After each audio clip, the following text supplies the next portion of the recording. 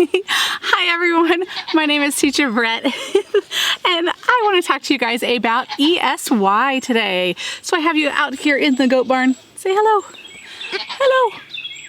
For no real reason except goats are cute, so give me a like because you like little goats, don't you?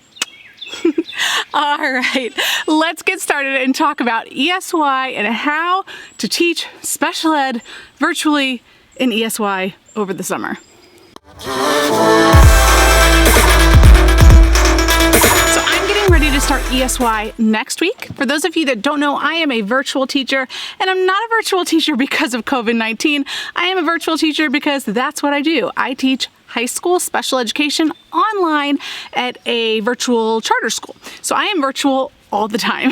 So I thought it'd be a good idea to share with you guys how I am doing ESY this summer, how it works for us virtually, also how it works teaching high school students over the summer. Our summer school runs for 5 weeks. I have about, I want to say 40 kids. I have to go back and count 40 kids on my caseload. And the way that my schedule works, I really love my school. It's very flexible, so we can set up our schedules however we want. I have different groups. So I have math. I have kids who are working on reading fluency, reading comprehension, and writing. So there's 4 different subject areas that I am teaching to the kids over the summer. Remember, those of you that don't know or those of you that do, but ESY, extended school year, that is for students so that they do not regress. So it's really just a time to kind of go over skills, make sure that they are sticking to routines so that when they come back in the fall, they haven't lost a lot of knowledge. So I'm working on those 4 subject areas with the kids that I have. Each of those subjects I have broken down into 3 groups. So I have kind of a lower group, a middle group, and a higher group based on where they are at academically. So I have, I have 12 classes then, 12 live classes that I am doing for ESY. I have scheduled my live classes at 9, 10, and 11 each day. So for example, Monday is writing. I have a 9 o'clock group, a 10 o'clock group, and an 11 o'clock group. And then I've kind of kept that schedule Monday through Thursday. Friday, I'm not doing anything.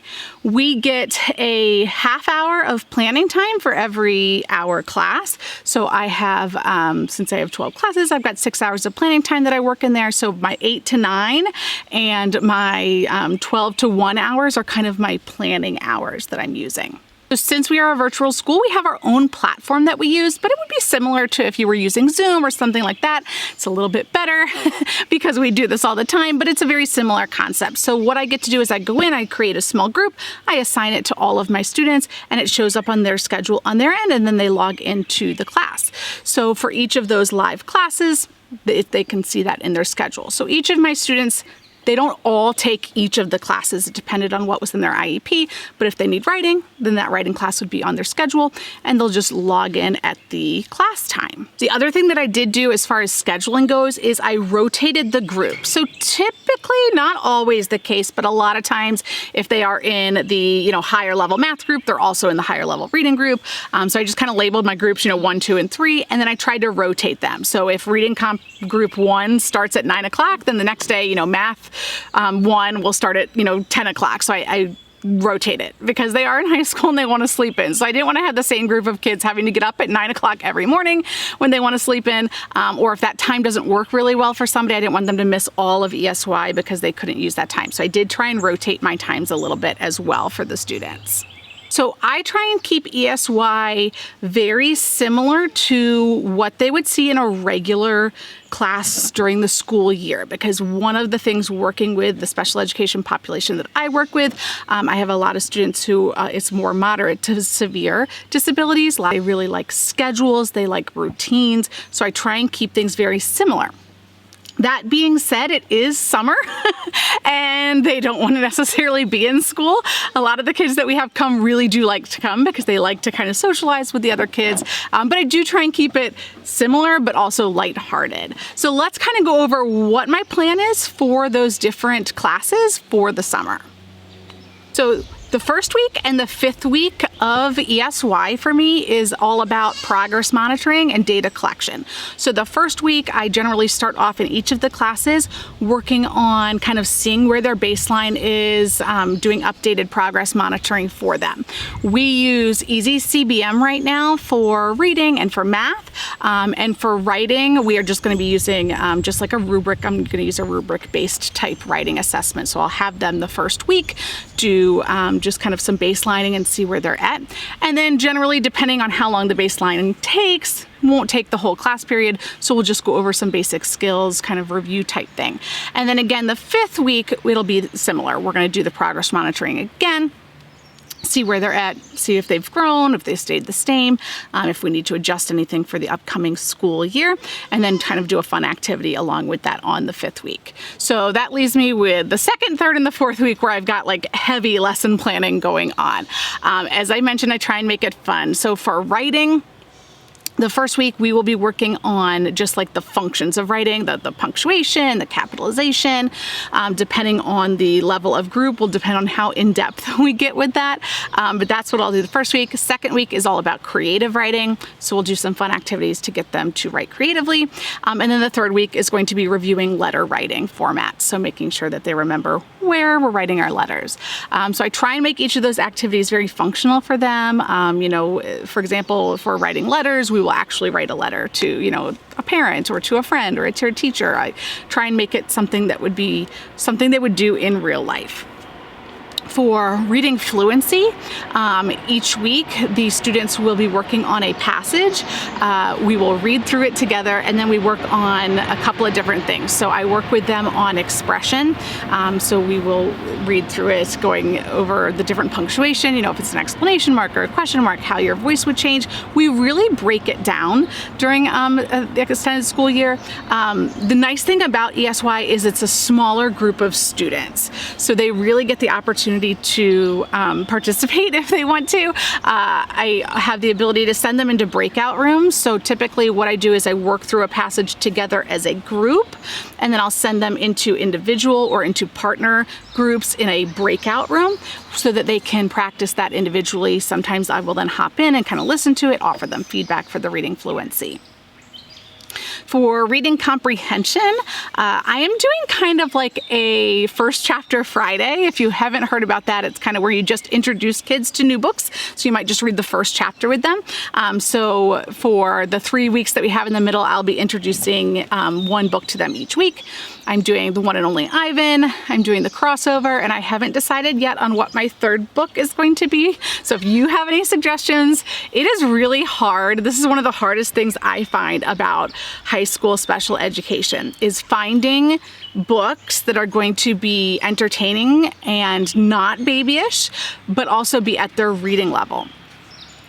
So if you have a 3rd suggestion for me for that, let me know. I picked The One and Only Ivan. It's one of my favorite books, and usually we can have a lot of good discussions about animals in the zoo and whether we should keep animals captive and that sort of thing. I picked the crossover because it really appeals to boys. A lot of my boys like basketball, they like sports. It's also the way the crossover is written is short. It's like short little poetic poem type chapters. So that also appeals to them. It's not an overwhelming amount of reading. So I have a lot of kids that will volunteer to read if it's shorter like that. So I'm still trying to come up with a 3rd book. I'm thinking maybe something that's more of like a mystery or a sci-fi. I try and do some different genres to kind of reach different kids that way as well.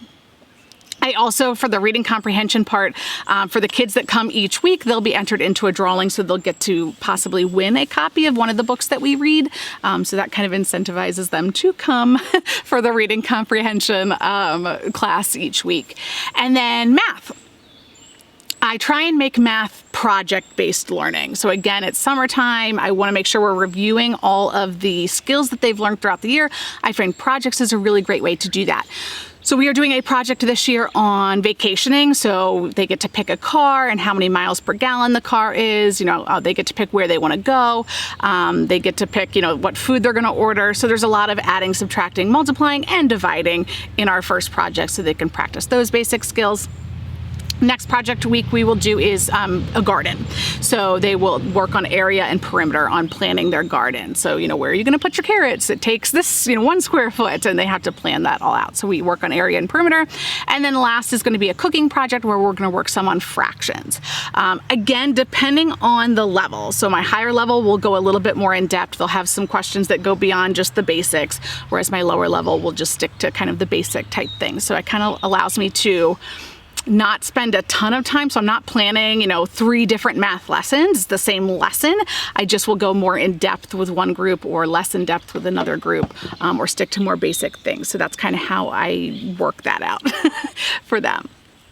One of the things I love about virtual ESY is I do find that the students are more willing to participate because they don't have to leave their home. They don't have to catch a bus. They don't have to get to school. They're not stuck there. They can just kind of roll out of bed and log on.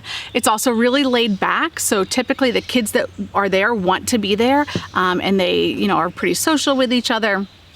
The way that our platform works is they can talk in the chat box. So that's really nice. We also have students who have personal care assistants or instructional aides, and they will join the classes with them virtually. So that's really helpful as well. So I actually just reached out to a bunch of the instructional aides this week, kind of let them know, here's what my plan is.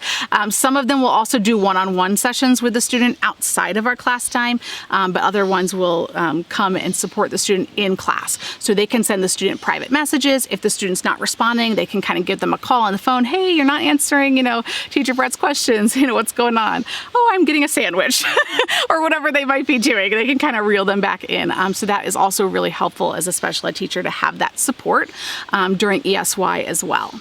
So there you go. There you have it. ESY in a nutshell, virtually over the summer. That's how I'm doing it. Let me know down below, what does your virtual ESY look like? How is it working at your school?